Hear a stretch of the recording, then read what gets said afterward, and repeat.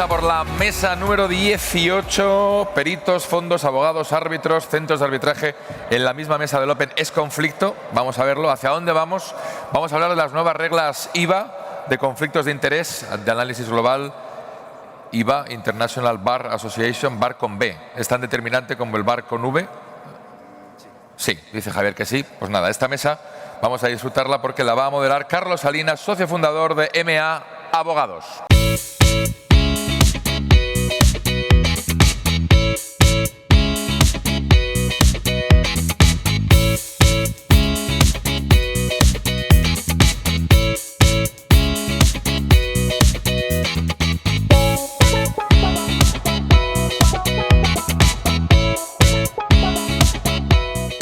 We are going to do this roundtable in English. I must tell you that I'm very happy to moderate this roundtable because we are going to talk about a very important and very sensitive topic, which is how to avoid conflict of interest in international arbitration. I know you are all fully aware of the importance of this topic, but I wanted to highlight this point by putting you an example. And as I'm a very modest person, I'm going to use myself as an example.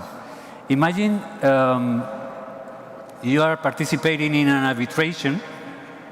You are one party, you are an in-house counsel, or you are the counsel of one of the parties, and the counterparty proposed me as an arbitrator, one of the three members of the panel.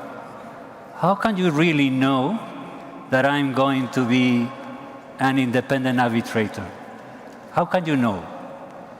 I am not a judge. I am a university professor, and I am a lawyer with more than 25 years experience.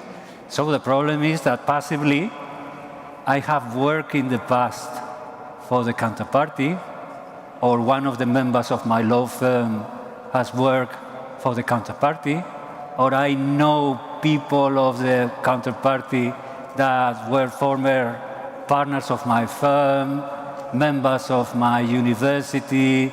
I don't know, we all know each other. So how can you know that I'm going to be impartial? And if there are some of these possibilities, are they going to affect my credibility as a possible member of the arbitral tribunal? Those are good questions. That's a problem. And choosing arbitrators is a very delicate task. Hopefully, we have guidance to try to solve these problems. And one of the most important ones are IBA guidelines for conflicts of interest in international arbitration. And we have a new version, an update of the rules of February 2024. And in order to talk about these new guidelines or the update of these guidelines, I have the pleasure of having in this panel a very diverse and amazing panelists, which are Rekha Rangachari, who is the Executive Director of the New York International Arbitration Center. Mick Smith is a principal at Burford Capital, a third-party funder. And I have also Yolanda García, which is partner at CONEXIG Spain. So let's start and let's try to see how can we solve these problems. The first question is for you, Mick. Which is your opinion about conflict checking in international arbitration and about 2024 version of the IBA guidelines?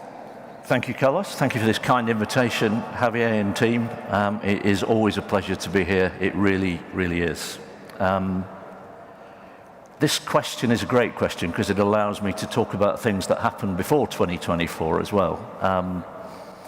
And the 2024 rules, as we know, or guidelines replaced the 2014 guidelines. And as we'll discuss, there aren't necessarily huge changes.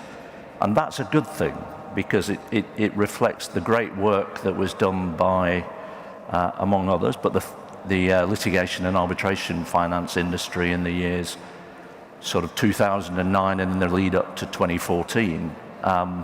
We were, in 2010, say, a little bit like Kevin Bacon running around a la Footloose, causing all kinds of mayhem, hence the song. Who are these guys? Who are these third-party funders? What are they doing? And there was a slight climate of fear then that led in the kind of the lead up to the 2014 guidelines. And that one of those fears, I think, not often expressed, but was, would there be illicit relationships between arbitrators and litigation finance businesses?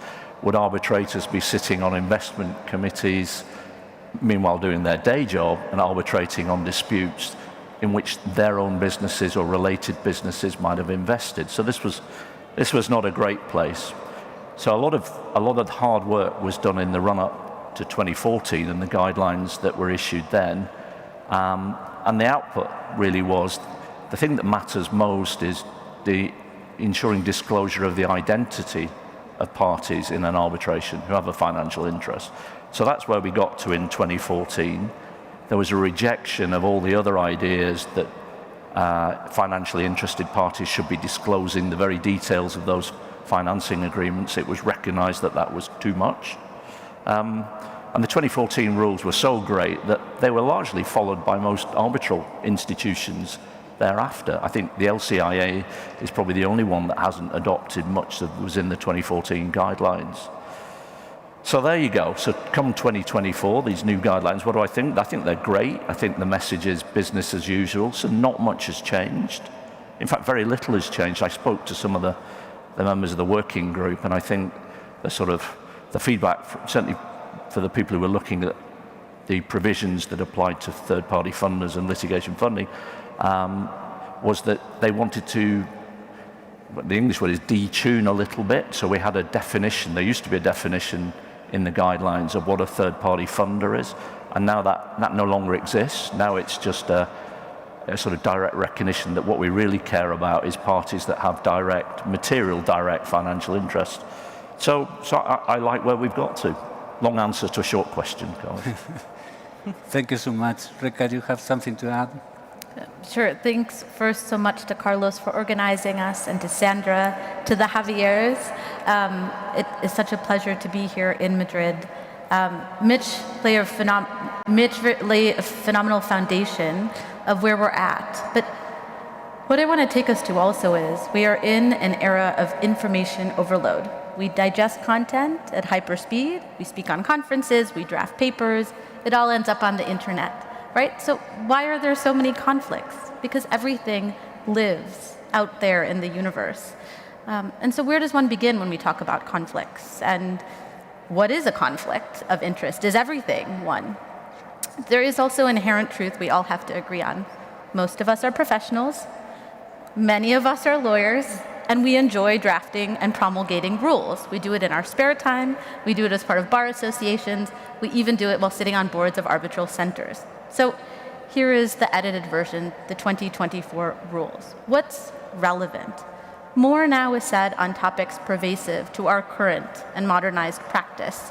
We have greater access to information, and it acknowledges this.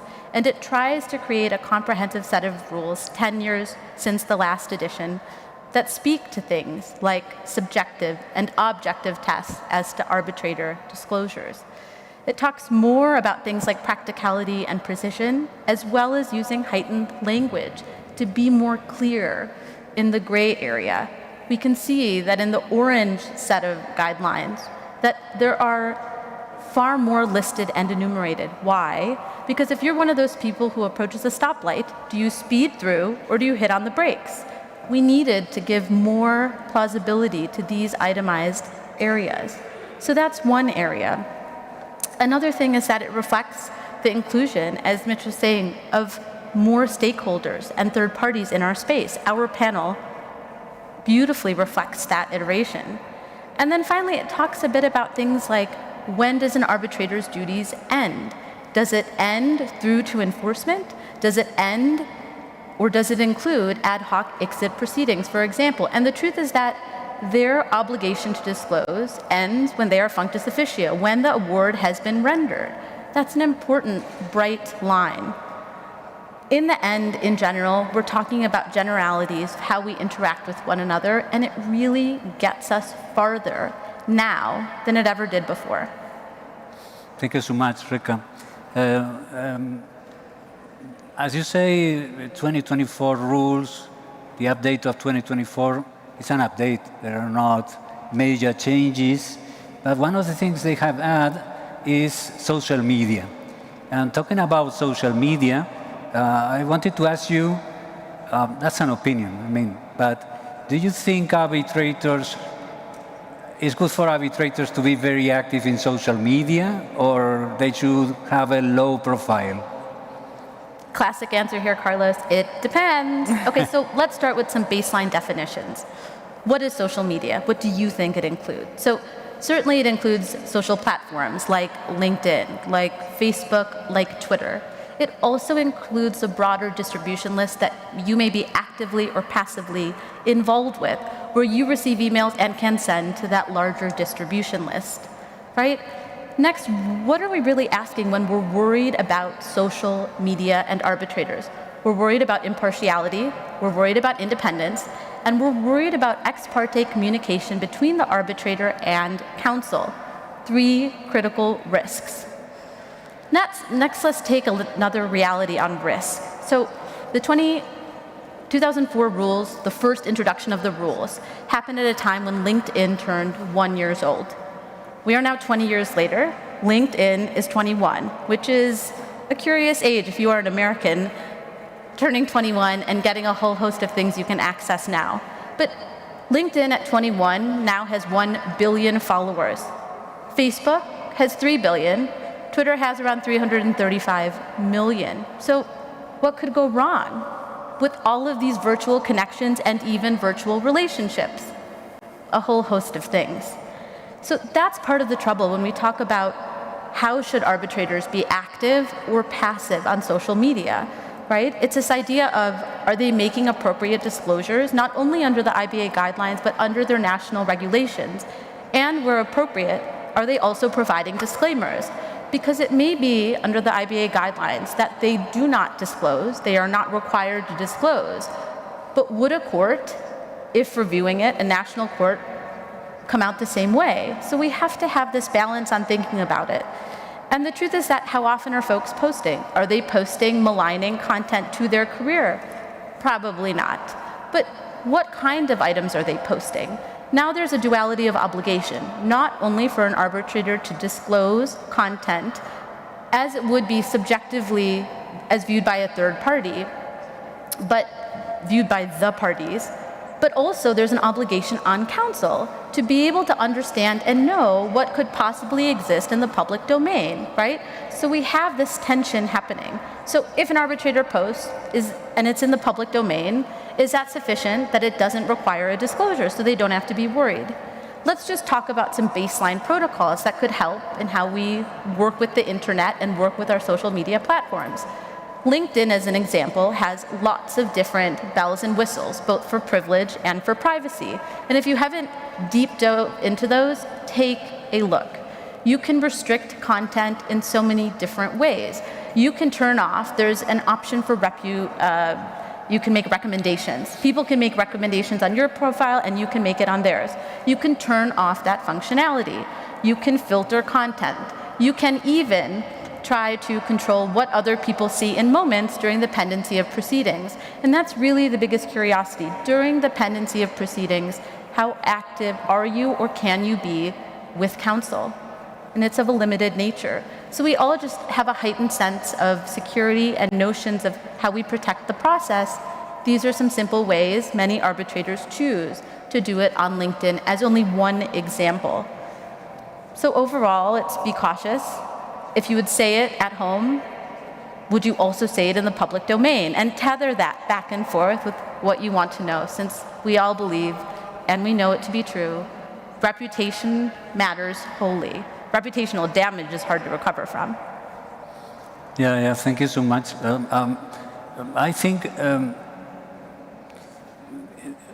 the problem is we are not very keen on social media. So sometimes with good faith, we are not using, we don't know how to use social media. And my personal opinion is that you must be cautious because everything is in the public domain and you never know. Written words are easy to manipulate. So many times when you act as a counsel, sometimes it's in your interest to manipulate what the arbitrator said in social media or something like that. So you must be prudent with this media. One of the changes that is in the 2024 rules, and that is something that is always a concern, is that law firms are becoming bigger and bigger, auditing firms too, and even multinationals are somehow related with everyone. They have a lot, 100 affiliates or a lot of related companies, and somehow you have to take that into account in order to know which are the possible conflicts of interest.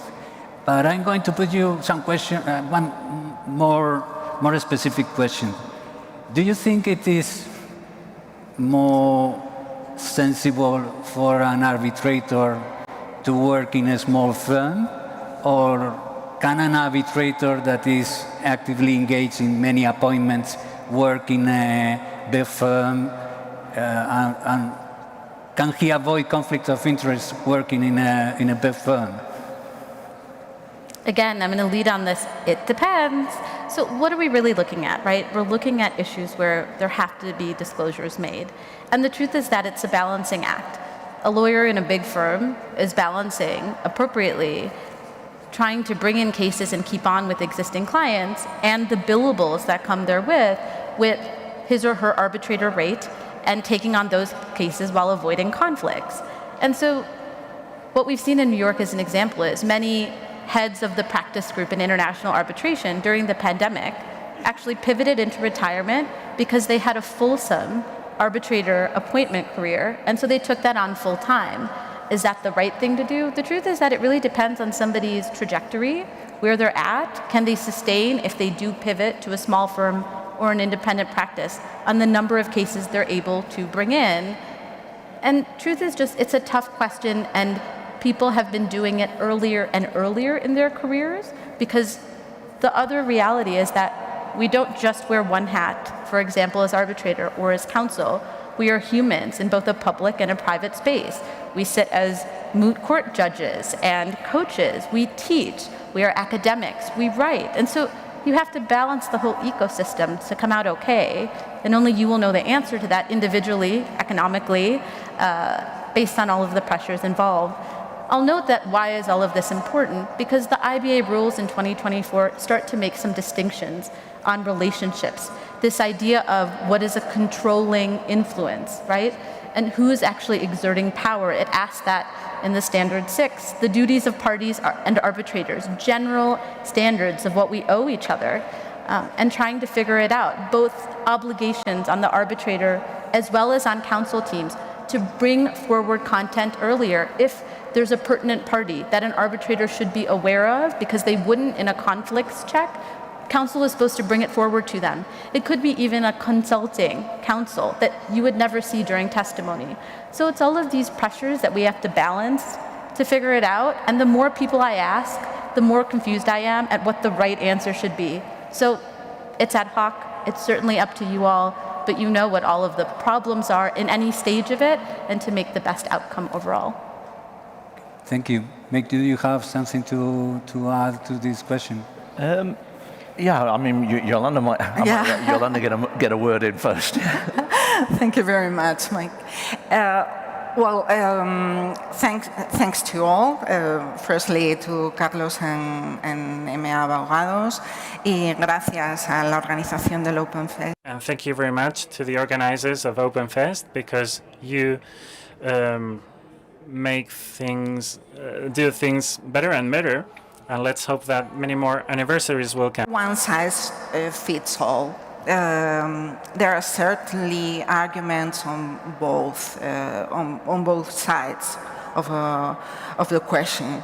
Firstly, it makes sense to think that the larger company or firm, the greater likelihood of having numerous and diverse clients, and then increasing the possibility of conflicts, potential conflicts of interests.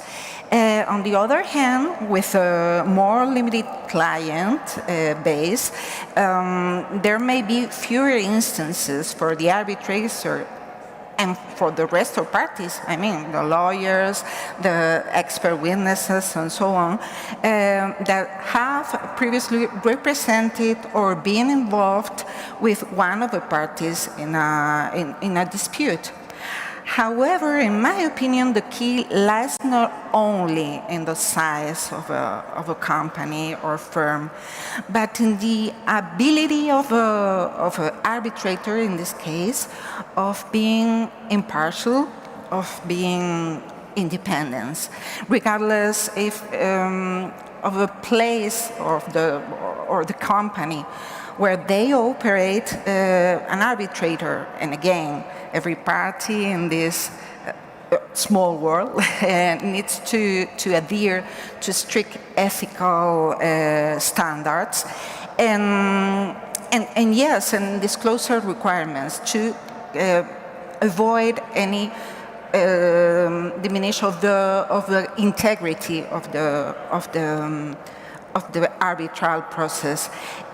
In summary, in my opinion, it's not solely a matter of where we work, but how we conduct our roles, how as arbitrator, as a lawyer, or as expert witnesses. Thank you. You know, talking about expert, you're a very well-known expert. Sometimes, when I act as a counsel, I have to put a claim to a big company. I have a lot of problems to find an expert because they are all conflicted. Okay, CONEXIG is always there. That's a huge problem when you claim a very big company. That is not only IBA rules, that is the internal conflict rules of your companies are barring you from being experts in many proceedings. Now we have in Spain a very well-known case about greenwashing. And I have heard that it was very difficult for both companies to find a law firm not conflicted because there was a claim between two very big Spanish companies. So I must tell you that apart from conflicts of interest, you face many times the problem of internal conflict of interest rules. And that can be a big problem where you have to find a very good expert claiming a very big company. That's a practical problem we face many times. Okay, Yolanda, talking about experts, do you think that an expert should be considered submitted to the same conflict of rules, interest rules as arbitrators? Absolutely. Absolutely. In my opinion, an expert should indeed be held to the same standards than an arbitrator. At the end, they both are crucial to maintain the integrity of an arbitration process, and thus they must adhere to consistent standards. That's for sure. Because let's think about the role of an expert witness. When experts are called upon on an arbitration process, they are called upon to provide their knowledge or opinion on technical issues such as engineering, financial, or other technical issues. And their insights might influence the outcome from the arbitrators, the outcome of the arbitral process. In fact, this morning, someone from Metro de Lima pointed that fact. And yes, it's true. Therefore, just like the arbitrators, the experts must maintain their impartiality and avoid any conflict of interest that could compromise their objectivity. And moreover, the credibility of an arbitration process hinges in the trust and in the transparency. If experts are exempt from conflict of interest rules, it could undermine the confidence or that the output coming from the arbitration could be perceived as, well, fair at the end. And also in our practice as expert witnesses, we participate always observing the IBA conflict of interest rules, because we really think they are the main guidelines to maintain the highest standards of impartiality and integrity. In CONEXIG, for example, we have a very tight protocol for the conflict checking, let's say. And yes, that's a problem with all of us at the end, not only the experts. The conflict checking sometimes gives us that we cannot concur to a certain case, but that's life. So how would you proceed? Upon receiving a new case, we analyze the available information. Of course, we take a deep look to the parties involved, if we have disclosed the arbitrators and the lawyers, of course the background of the case, and then we communicate all this information to our officers worldwide to let them explore if they have any local conflict. This is a quite dynamic process. It doesn't take more than 24 hours, more or less. And we have recently started leveraging the use of a CRM software. It has somehow streamlined to some extent this conflict check. To be honest with you, this is still too manual and detailed process, where our support personnel plays a relevant role, and they are helping us a lot. But it's true that this software, this CRM, has somehow made us more efficient, has helped us to get better results in a fraction of time.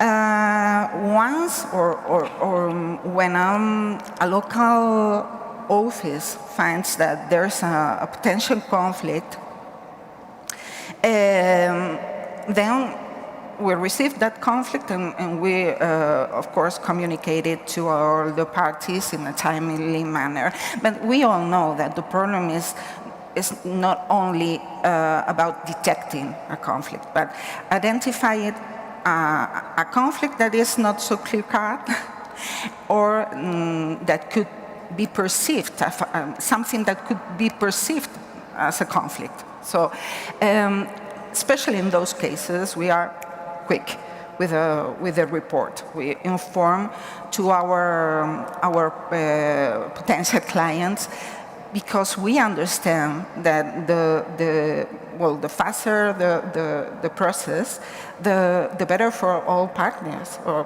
for all parties, I mean.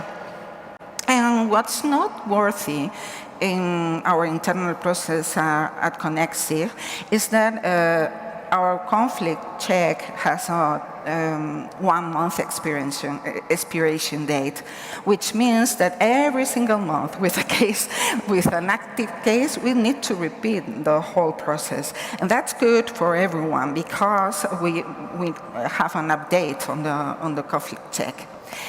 So in my opinion, maintaining consistency on the conflict check, and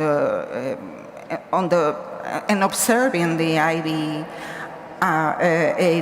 IBA conflict of interest rules plays a positive role for everyone in providing fairness, providing impartiality, integrity. Well, at the end, making the process of arbitration better for everyone. Thank you so much, Yolanda. I totally agree with you. And as I am active in civil law arbitrations, ICC arbitrations, and also in common law arbitrations. And overall, in common law arbitrations, they are not so rigid as civil arbitrations are. And in many cases, the role of experts is not so rigid as we have in ICC arbitration, because sometimes experts are arbitrators. So when I saw these changes in the rules, for example, in a 3-panel arbitrators, 2 are lawyers and 1 is an expert, I think that's a great idea, because you experts, you are somehow arbitrators too, or counsels too. And you have to be submitted to the same rules. And in some cases, you could even eventually be arbitrators. I mean, I'm a lawyer, but I think in some cases, having an expert as one of the 3 members of the panels is very useful. I was reluctant before having the experience, but I've been active in arbitrations with mixed tribunals, and they work amazingly good, because sometimes you face a very difficult task. You have to solve about a technical question, and you don't have the ability to know, sorry for the word, who's lying. Which of the experts is saying, they say black, white, and how can you say gray? That's impossible. So I think you're a very important part of any arbitration, and it could be great not being so rigid, and sometimes having this to participate as arbitrators too. Okay, thank you so much. Mick, one question for you. Do you think third-party funders have to be considered also parties of the arbitration or not? Isn't that a question for the arbitrator? I know you say no, but... No, I wouldn't say that. No, I wouldn't say that. It depends in what context, right? Or like all these answers, it depends. But if you are an arbitration finance business that has financed a case, and you have let's say a 20% interest in the financial outcome of that case, then you are strongly connected with that claimant, right? That seems kind of common sense. But then there are a million more grey areas of what is and isn't a direct financial interest in a claim. You know, it could be a larger business as a claimant. Is a 5 or 10% shareholder in that claimant? Are they considered to be directly interested or not financially? I don't know. But I always, and again, these are questions for the the arbitrators to decide. But I always thought at some point we might move into a world where we use principles of securities law. So what are material holdings for the purposes of disclosure and for the purposes of assessing alignment of interests, and i.e. direct influence or not. So maybe one day we end up there, but there are other related questions. For a small business, if it has a primary lender, are they directly interested in the outcome of the arbitration? And then that becomes an assessment of what are the company's other assets? These are pretty complex questions that arbitrators, they have to handle. I tell you my opinion. I mean, at the end, we don't have to be nominalistic. I mean, I don't care if you're a party or not, but what is logical is that you have a direct economical interest. Yeah. So if you're a third-party funder, you're an insurance company, you're a lender, I mean, you have an interest. Yeah. So if we are all good, why do we have to hide something? It is better to be transparent and to disclose everything. Because if we don't have, if we have nothing to hide, so I mean, from a legal perspective, perhaps you're not a party of the arbitration, legally speaking, but it is good to be considered someone that is important in order to check possible conflicts of interest. I don't know what you think, but I don't know, just Rekha? I think there's a reasonability factor to it all in the end, right? We could become in hyper mode of disclosing everything. It actually then could make the process endure longer. An arbitrator doesn't get appointed. It's now 6 months in, 8 months in, we still don't have a tribunal. And so there's a bright line to everything. The IBA guidelines, I think, offer a starting point. But the truth is that our jurisdictional parameters, our national law, where we are ethically obligated to follow, we need to be in sync with that, and those differ. The tapestry of those is really different, common to civil law especially. So I just think we practice in a cross-cultural space.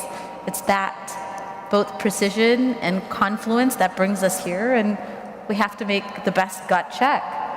And hopefully we're all doing that. That gut check, I think, will bring us to a better process overall. okay, thank you so much. Talking about 2024 rules,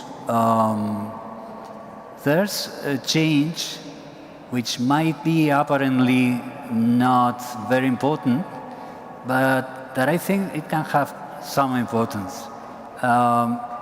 One of the rules of the IBA guidelines tells that if there is something to disclose that has been disclosed and you don't complain in 30 days, you lose the opportunity to complain about this topic. And the actual wording of the rules says something you have already know or something you should have known with a diligent inquiry of the case. And things can be used and things can be abused. And there's, in my opinion, there's a tendency to try to challenge arbitration's awards, saying that you have noticed something you didn't know about the arbitrators, and then you say that the arbitrators, they have bias or they are corrupt or something like that.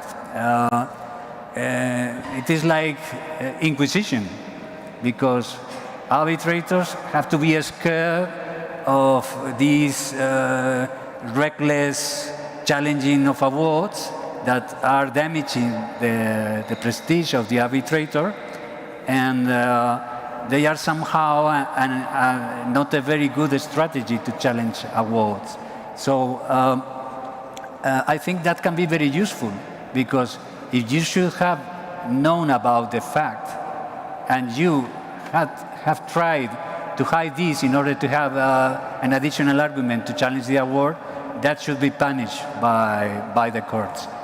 Do you think there is some kind of abuse of challenging awards for this conflict of interest? There's a tendency in that way. Who goes first?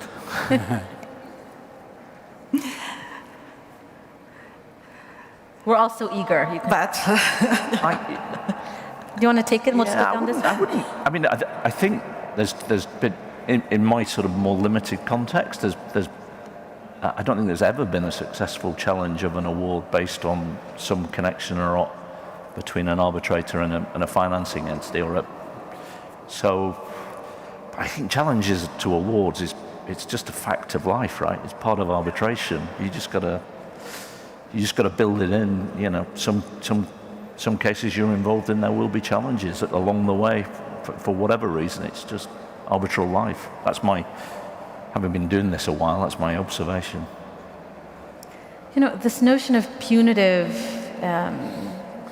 impact where afterwards you're trying to bring forward and get in the way of enforcement is tough because, like Mick said, we operate in a tactical system. We win and lose on sometimes tactics, but also great lawyering with great stakeholders in the process that buttress what we're doing. And so I think it's tough to say, and certainly in the legal world, there are cases set aside and annulled because of these conflicts, because the gray is too gray to just move forward on it. And so I think this is just the truth of our system and the truth of going to different jurisdictions, being able to test that award in it. Not all jurisdictions are part of the New York Convention. Not all jurisdictions follow the same rules. And so how do you play on that landscape? You have to try and try again. And so I think we'll just keep trying, and hopefully the process gets better as we keep doing it. I'm thoughtful of yesterday's panel on IBA. The question was, should I stay or should I go? I mean, who knows? It's a case-by-case analysis, and it's a great and apropos song to bring into this discussion too, because there's not always a bright line answer, but you need to do your best for your client within the regimen of what you can do. Although I agree with both, or with the three of you, in my opinion, it's a kind of satisfaction, you know? If the outcome of an arbitration process do not satisfy all parties, the conflict is not solved.